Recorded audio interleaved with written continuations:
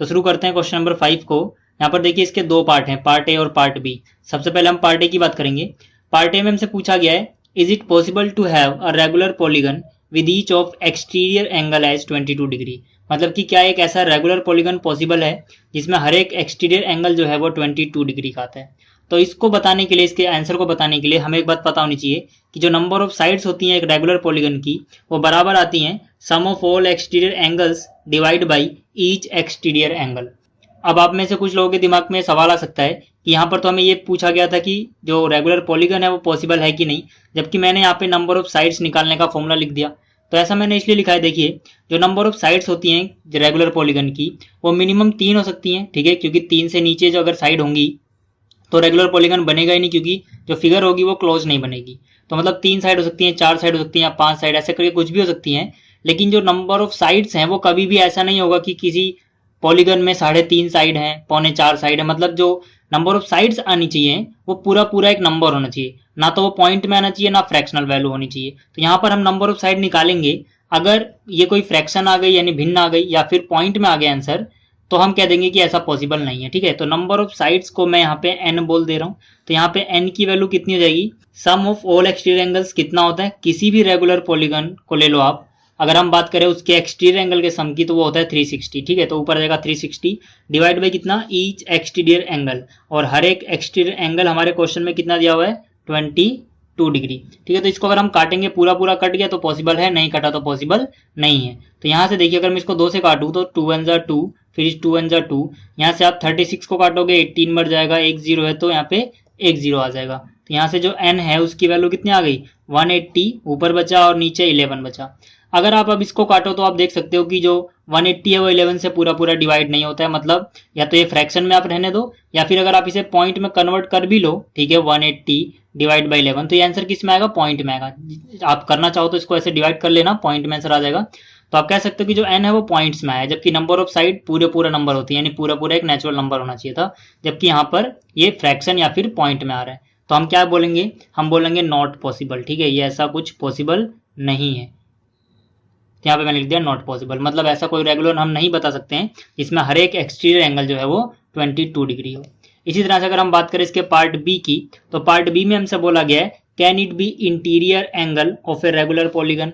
It का मतलब कौन है यहाँ पर, 22, मतलब कि जो 22 है क्या वो इंटीरियर एंगल हो सकता है किसी रेगुलर पॉलीगन का। तो उसका भी हम सेम तरीके से आंसर निकाल सकते हैं, ठीक है। यहाँ पर आप लिख सकते हो नंबर ऑफ साइड्स, ठीक है, नंबर ऑफ साइड्स किसकी, एक रेगुलर पॉलीगन की, बराबर होती हैं, यहाँ पर ऊपर आपने क्या लिखा था, एक्सटीरियर एंगल का सम, क्योंकि आपको एक्सटीरियर एंगल पता था। इस बार आपको कौन सा एंगल पता है, इंटीरियर, तो यहाँ पे आप लिखोगे सम ऑफ इंटीरियर एंगल, ठीक है। यहाँ पर क्या आ जाएगा, सम ऑफ इंटीरियर एंगल, ठीक है। मैं पूरा नहीं लिख रहा, INT लिख दे रहा हूँ, इसका मतलब इंटीरियर एंगल, ठीक है, यहाँ पर ऊपर आ जाएगा। और देखिए जब ऊपर इंटीरियर एंगल का सम आएगा तो नीचे क्या आएगा, ईच इंटीरियर एंगल, ठीक है, ईच इंटीरियर एंगल। आपको याद रखनी बात कि नंबर ऑफ साइड आप इन दोनों ही फॉर्मूले से निकाल सकते हो। अगर आप ऊपर एक्सटीरियर एंगल लिखोगे मतलब उसका एक्सटीरियर एंगल का सम, तो नीचे हर एक एक्सटीरियर एंगल का मेजर आएगा। और अगर आप ऊपर इंटीरियर एंगल का सम लिखोगे तो नीचे इंटीरियर एंगल का मेजर आएगा, ठीक है। तो यहाँ पर देखिए नंबर ऑफ साइड्स को हमने क्या बोला है, n, ठीक है। तो नंबर ऑफ साइड्स को मैं n बोल दे रहा हूँ। अब यहाँ पे सम क्या होता है, इंटीरियर एंगल का जो सम होता है अलग अलग पॉलीगन का अलग अलग होता है, डिपेंड करता है कितनी साइड्स हैं। आपने पढ़ा भी होगा, उसका आंसर होता है n-2 इंटू में कितना, 180, ठीक है। तो ये क्या आ गया, ये आ गया इंटीरियर एंगल का sum divide by each interior angle. इस बार इंटीरियर एंगल जो एक्सटीरियर था पहले, अब वो क्या बन चुका है, इंटीरियर बन चुका है, मतलब ईच इंटीरियर एंगल कितना है, 22। तो यहाँ से आप क्या करोगे, 22 को आप इधर ले आओ मल्टीप्लाई में, जब ये इसके साथ मल्टीप्लाई में जाएगा 22 इंटू एन कितना हो जाएगा, 22n हो जाएगा, इज इक्वल टू, यहाँ पर क्या बचेगा, देखिए ऊपर बचेगा n-2 इंटू में 180, मतलब आप 180 को इससे मल्टीप्लाई करोगे तो 180 पहले n से मल्टीप्लाई हो जाएगा, ये हो जाएगा 180n, ठीक है, फिर माइनस प्लस माइनस माइनस आया, 180 को 2 से मल्टीप्लाई करोगे कितना आ जाएगा, 360 आ जाएगा। अब आप क्या करो, n को एक तरफ ले जाओ, n वाली टर्म, और जो नंबर है सिंपल इसको एक तरफ ले जाओ। तो यहाँ पे 180n को यहीं रहने दो, 22n इस तरफ कैसे आएगा, यहाँ पे कुछ नहीं तो प्लस है तो इधर आएगा तो माइनस में आ जाएगा 22n, और जो माइनस में 360 है वो यहाँ पे जाएगा प्लस में 360, ठीक है, और इक्वल टू का साइन अपनी जगह। दोबारा बता दे तो हमने क्या किया है, 180 को इससे मल्टीप्लाई किया, 180 इंटू एन 180n हो गया, प्लस माइनस माइनस हुआ, 180 इंटू 2 360 हो गया, नीचे वाला 22 यहाँ गया मल्टीप्लाई में, 22 इंटू एन 22n हो गया, फिर 180n अपनी जगह रहा, ये चीज़ माइनस में आई और ये जो माइनस में था ये प्लस में चला गया। ठीक है, अब इसके बाद हमें करना क्या है, 180 में से 22 को माइनस कर लेना है। तो यहाँ पे देखिए जब आप इसमें से माइनस करोगे तो कितना बचेगा, 158n बराबर में कितना आ जाएगा, 360। फिर यहाँ से जब आप n की वैल्यू निकालोगे तो हो जाएगा 360 डिवाइड बाई 158। अब अगर हम इसको आगे काटें तो 2 से काटेंगे, 2 से 7 जा 14, 15 में से 14 कट गया तो 1 बचा होगा, 1 के आगे 8 यानी 18, 2 9 जा 18। ठीक है, फिर से इसको काटोगे तो 18 बढ़ जाएगा 36 में, 1 0 है तो 1 0। यहाँ पर देखिए ऊपर कितना बचा हुआ है 180 और नीचे कितना बचा हुआ है 79।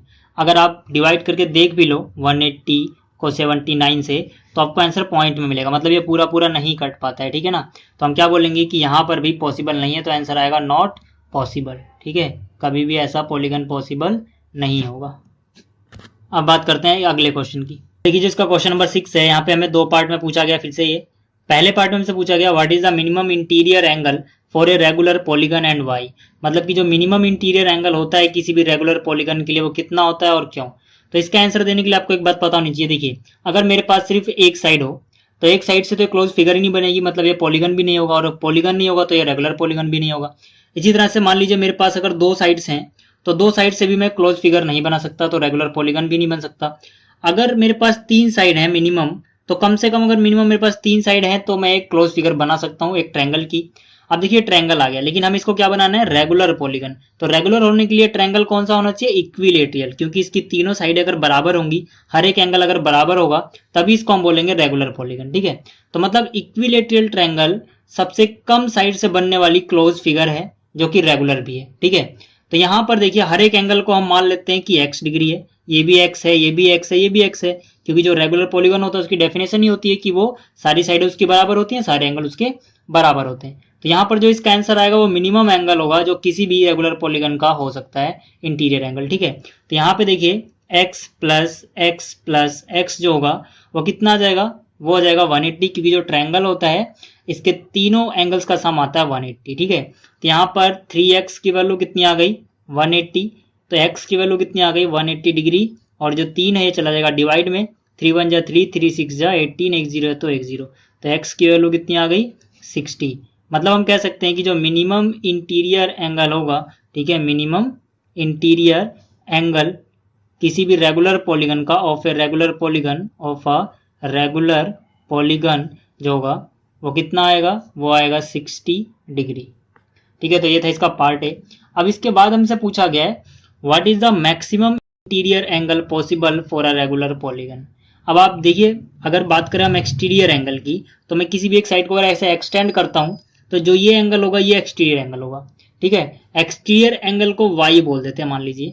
ठीक है, तो जो एक्सटीरियर एंगल होगा इसको हमें मैक्सिमम करना है। आपको एक बात पता होगी कि जो इंटीरियर एंगल होता है और एक्सटीरियर एंगल होता है ये लीनियर पेयर होते हैं, एक लाइन पे बने होते हैं, और लाइन पे बने जो एंगल होते हैं उनको वो जोड़ के कितना आता है 180 आता है। तो यहाँ से x प्लस वाई जो है उसकी वैल्यू कितनी होगी 180।